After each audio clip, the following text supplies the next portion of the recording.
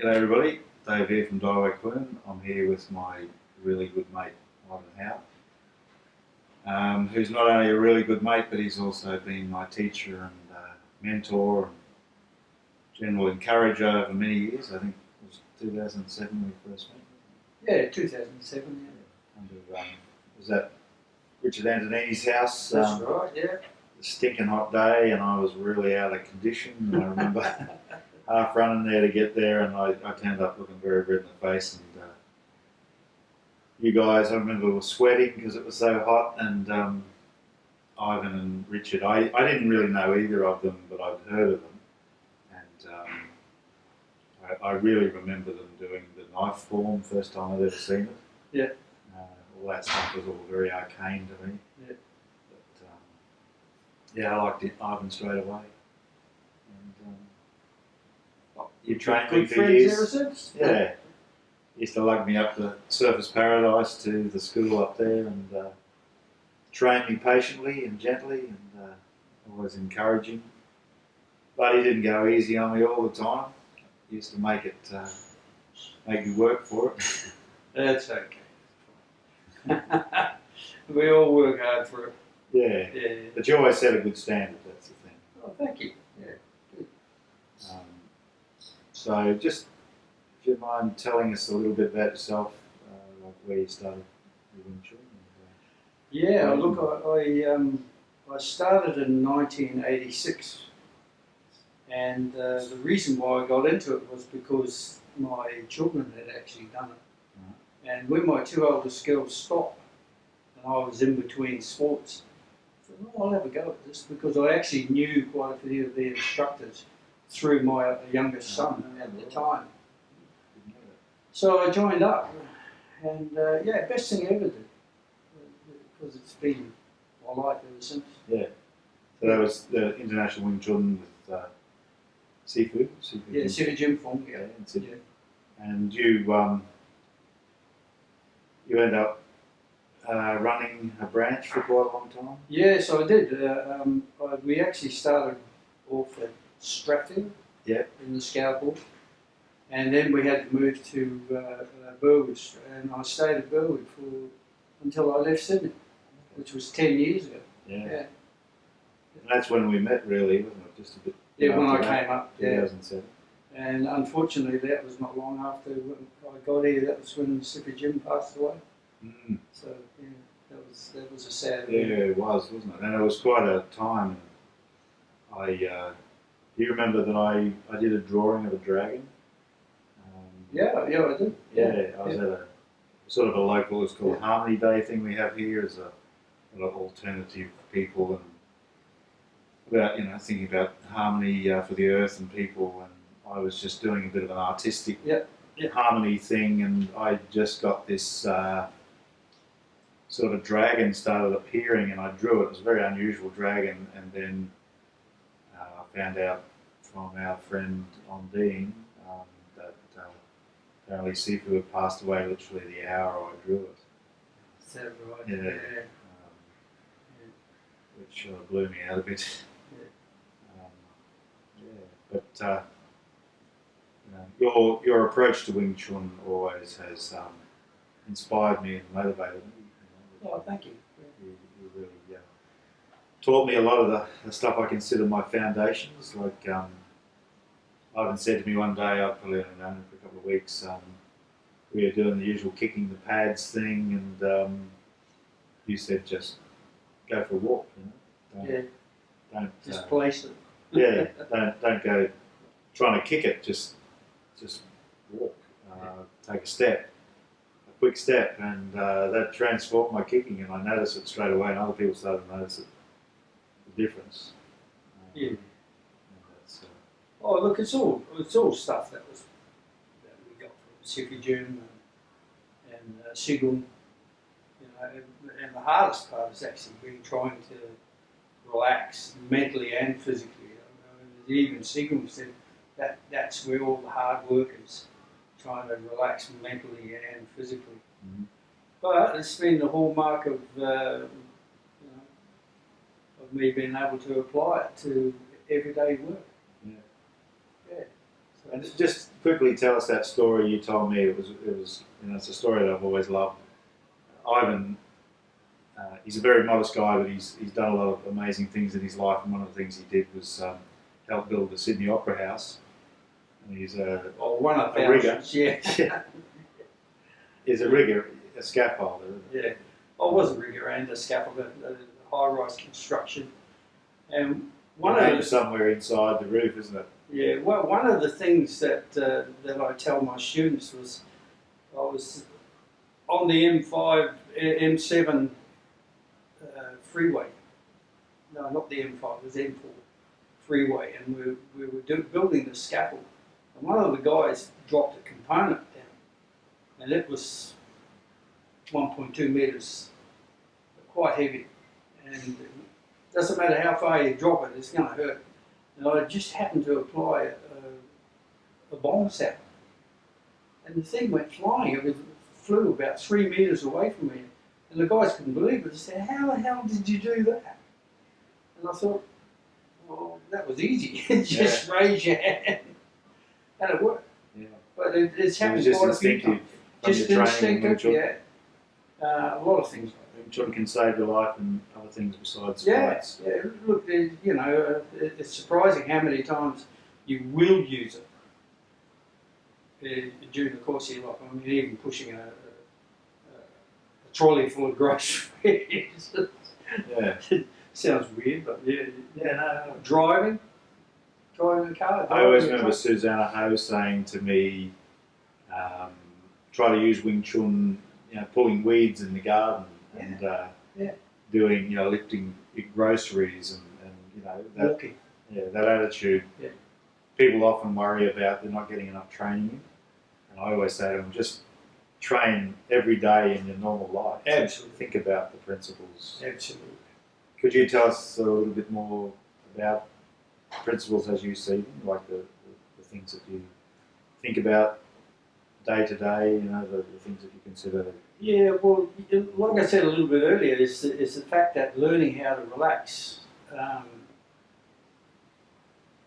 releases a lot of tension muscularly in your body, and I mean that takes a lot of work in order to release your muscle mass, relax your muscle mass.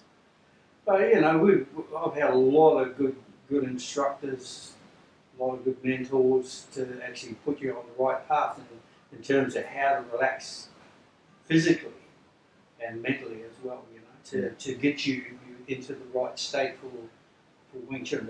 It's the maintenance of it. Once you've attained it, it's keeping it in that state. Yeah, keeping it going. That's bloody tough, as you know.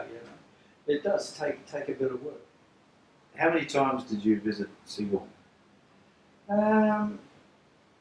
I've been to Hong Kong about 3 times, not too many times, but we've been lucky to have him come over for a week, you know, do seminars in Sydney, and he's always spent time with us senior instructors, so we were down lucky. And he really sort of focused on you and sort of after Sifu passed, he was he really wanted you to sort of get it in a deeper level. That's right, yeah. Might have been a bit more hard work with me, but it's funny, you know what it's like when your whole life you've been totally physical, and it's a real 180 degree turnaround to approach anything like this in a mental capacity. Yeah. It's just, you think, oh heck, but you've really got to trust it, as you know. You've got to trust it. I remember when I started, when they told me what I was going to do in Wing Chun, I went, what? Yeah.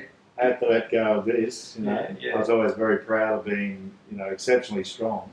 Yeah. And it was a shock, like, wow. Because, you know, like most young fellas, I got obsessed with Wing Chun and wanted to learn Wing Chun because of Bruce Lee. Yeah.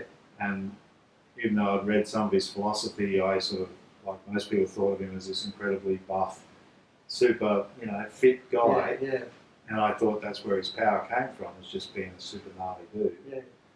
and to be told, oh no, you have to let that go, and just be, soft and relaxed and use the mind. It was really weird, but I, like most of us, I guess, I stuck with it. I just thought, well, I'll just believe these people. Oh, absolutely. And see what happens. Look, one of the things is, I mean, Sigung, his arms are half the size of mine. Most people are. And you think, he pushes me around all over the place. What the hell is happening here? You know, so you've got to take the path that works. Yeah. Otherwise, you're just wasting your time. Something I think about a lot in Wing Chun is people don't talk about this much, but there's a sense of transference of ability and energy when, especially when you're more junior and you're practicing with more senior, advanced people, their state of mind and body sort of transfers some way. In the time. Yeah. I'm not saying you walk away and you've taken their power, but No. I've always noticed that with all the really amazing practitioners like yourself that I train with. It's like your state of mind transfers to me in the moment, and I've told you this, but you've really helped me go through a lot of barriers. Yeah.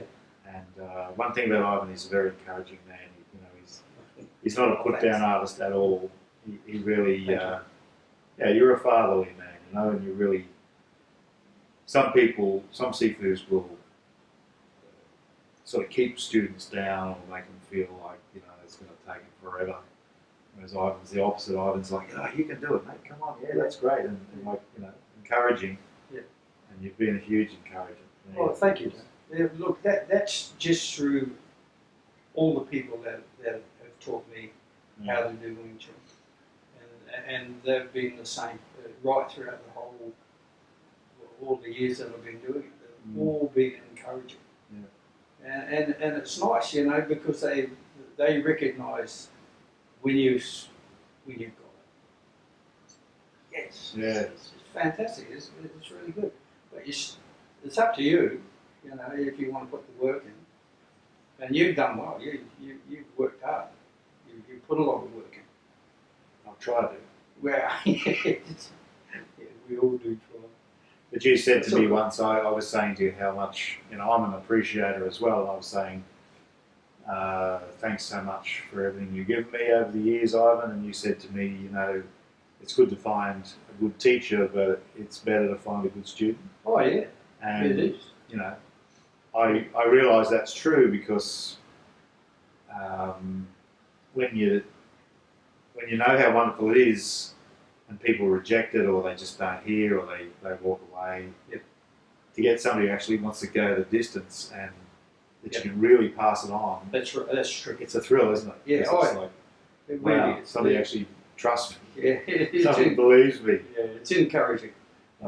Look, at the end of the day, you can actually get someone that will walk in cold turkey, and because of the way that we teach it, you can actually get them to do stuff within minutes. Yeah, right.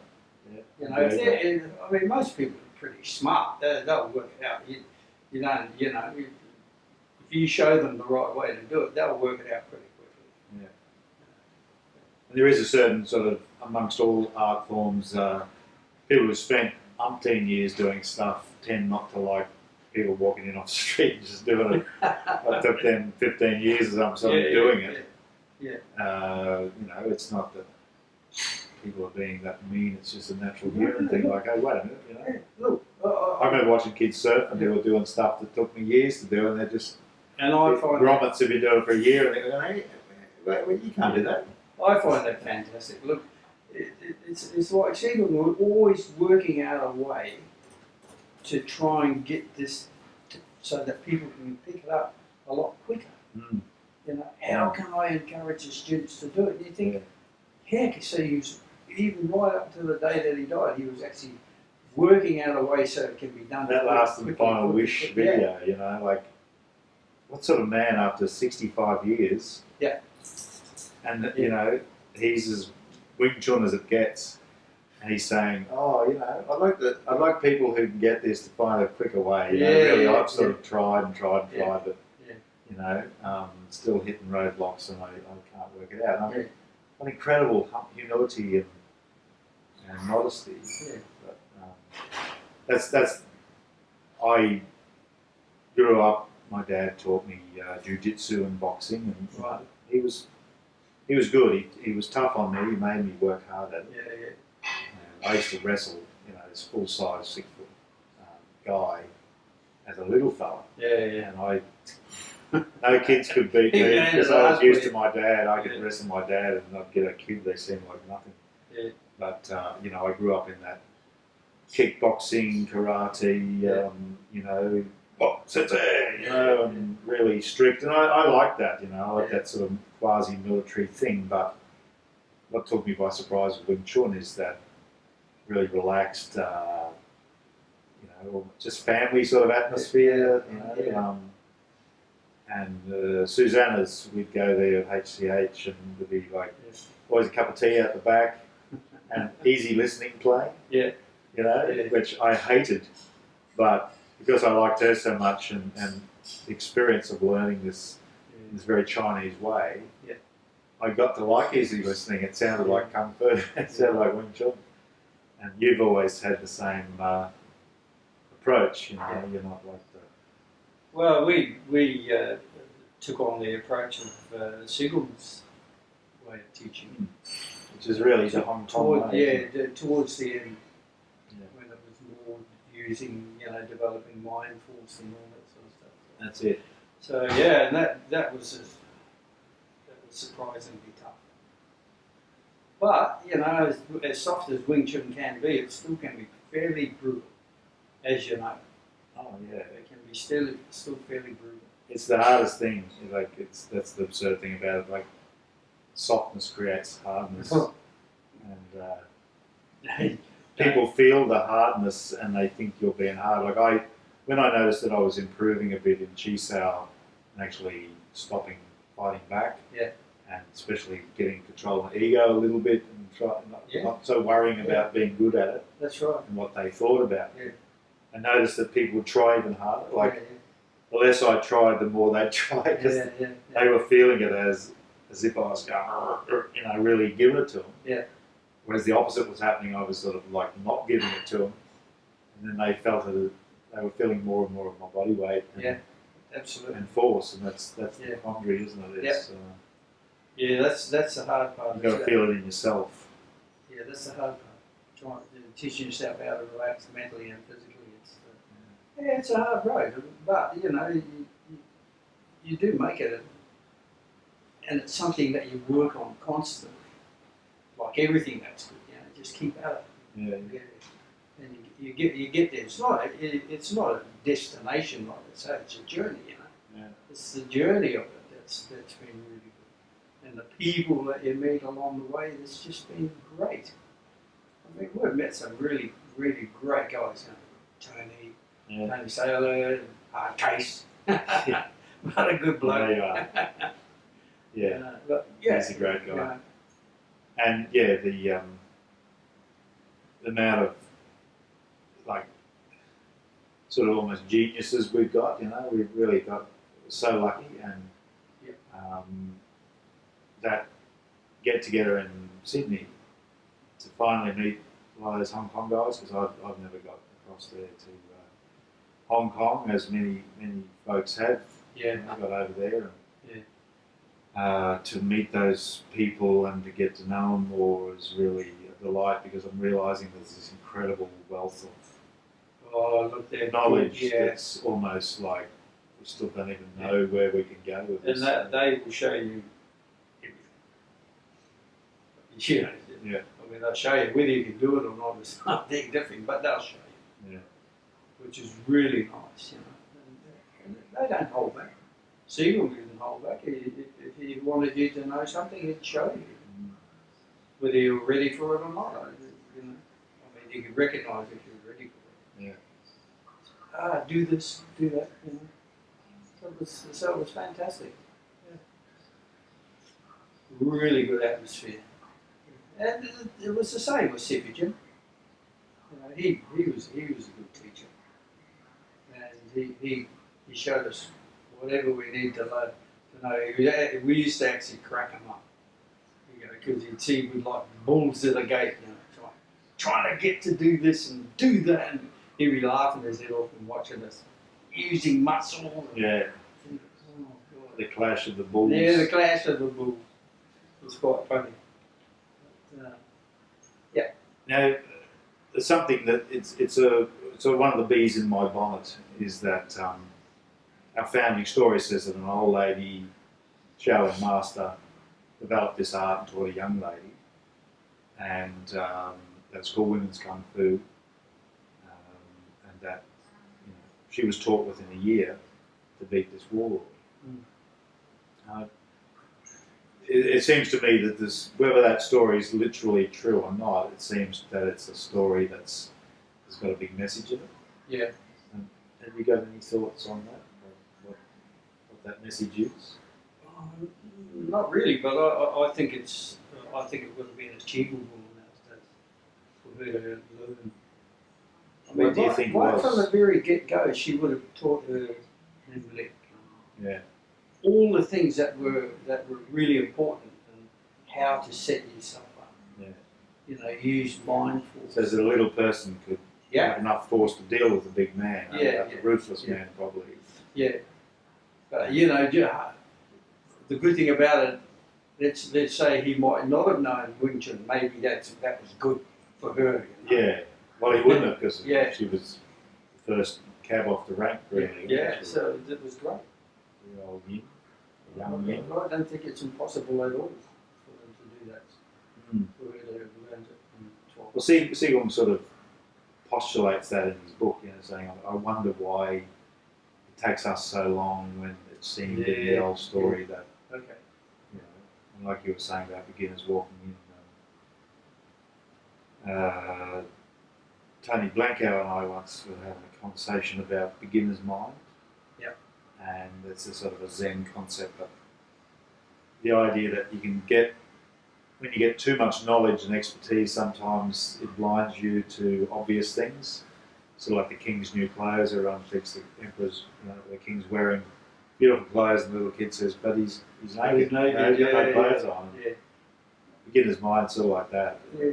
Well, I find a lot of times that we are our own worst enemy in terms of we analyse too much instead of just doing it and letting it happen.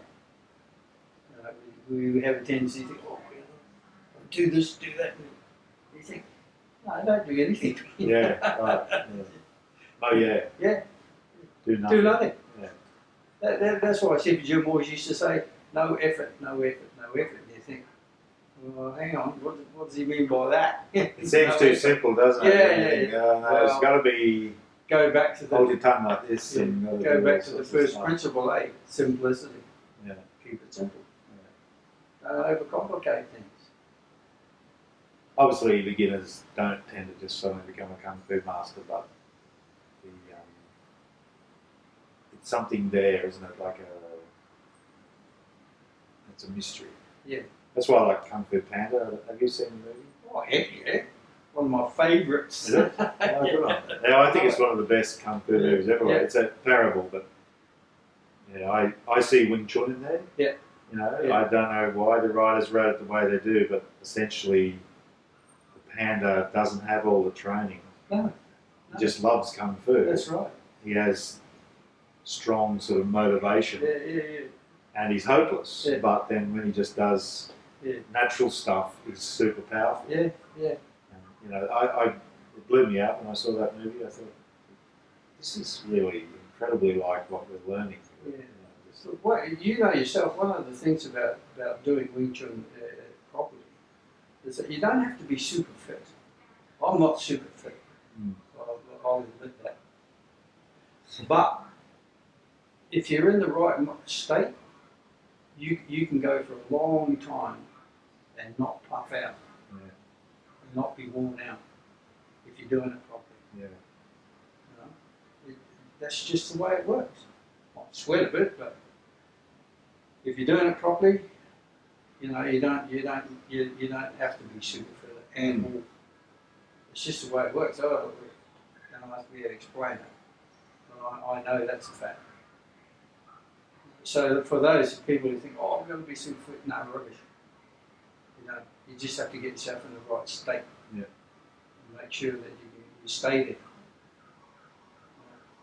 So that's all good. Yeah. Well, I suppose we might as well wrap up there. You think of anything else you'd like to say to the worldwide audience out there? Well, advice for look, new players? it's just plain hard work. It's not a mystery. Once you hook into how it works, how the system, you develop the system, anybody can do it. It doesn't matter who they are. It's a no-brainer. Yeah. You don't have to be Bruce Lee or anybody like that. You don't have to. And you know the funny part about it is, if other really good styles and that learn how to develop generate force the same way that you do in Wing Chun, it would increase their own power. Yeah. In other styles as well. Did Sifu Jim say that?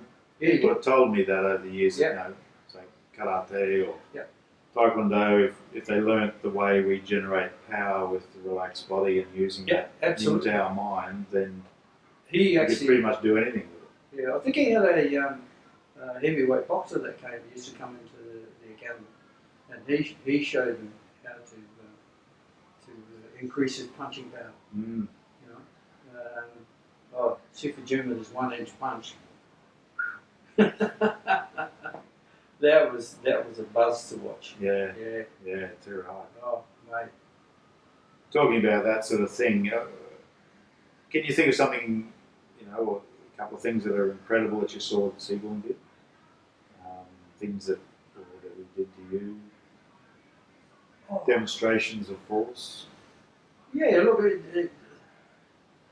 just the fact that a skinny little 65 kg man can have blokes 3 times his size trying to push him off a set of scales, and he's standing there on one leg and just laughing, and the scales are actually increasing, the amount of force that's been applied. Yeah. You think, you gotta be kidding me. And I heard that he could also do it, like I think Nima talks about a doctor did like a test and he actually didn't get any heavier, or Yep. And yeah. I've heard lots of stories, different things, like people lifting Sigung up by the elbows off the ground and then he just forced them into the ground. That's right. He's done it to us tons of times. Did you see? Remember the idea that there was like a raised thing in his arm? He used to show us. Did you ever see that? Yeah. The chief was flowing down. Tell us about that. That's something I always fascinates me. It was like a can of worms crawling down the dam. You look and think, well, it's fair. And so you've seen it. Yeah. There you go. I believe stuff. I'm a nerd like the Kung Fu Panda. I want to believe Kung Fu is full of freaky power, but I love to hear real stories of it. Yeah. Well, look, he didn't hold back. He wasn't doing it just to show. He just said, look, I can do this. Yeah, this is simple. This is a sort of a thing that happens if you stick at it long enough. And the guys that used to film the stuff that he used to do, they'd come along and say, get him to do this. Get him, show me this and show me that. And you think, fantastic, Yeah. Because it was amazing when you see how he's pretty broad in the shoulders, he was. Yeah, broad. He's not big, and he even said himself, look, I can hardly carry my own suitcase. and he looks at a lot of us guys, big, and all fairly physically strong. He said, if you could learn what he knows, it'd be just so powerful. Yeah, that's encouraging, isn't it? Yeah, well, Tony Saylor was We said, "Gee, you're in trouble if you get a big bloke that knows how to do this. You're going to be in trouble." Yeah. So it's all good. Yeah, Tony Saylor. Tony's going to give me an interview. He promised he would. Oh, good. Yeah. Interesting guy. Interesting Yeah. guy. And I met him just after I first met you. And we're both taken with what he did, what he can do, and his ideas. And it really is a family, isn't it? The Wing Chun. Oh yeah. You know, I feel like I've got many fathers. Many people who've taught me ideas that I've taken in. Some I've melded, changed a bit, made it more Dave ideas, but it's the same sort of thing, but we always get a creative. Yeah, look, we all doesn't matter how long we've been doing it. We still learn from the students. Yeah. You're not the be all and end all of knowledge. No. You never stop learning.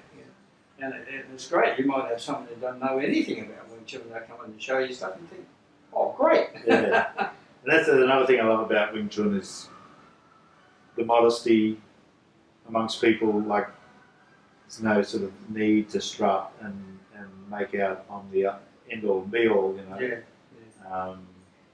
Well, they always said leave your egos at the door. Yeah.